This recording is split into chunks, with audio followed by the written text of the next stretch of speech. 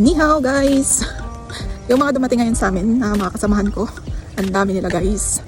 Hindi ko lang alam about sa transfer dito sa Taiwan kasi hindi naman po talaga ako coordinator dito or broker. Operator lang din ako.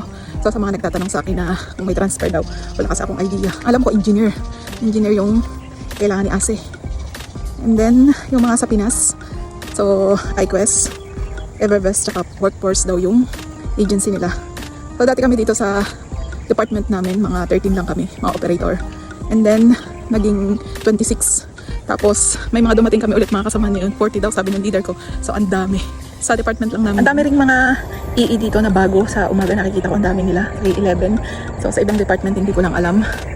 So, at yung mga transfer na operator, hindi ko talaga actually alam guys. Hindi naman kasi ako broker dito. Operator lang din ako ng ASE.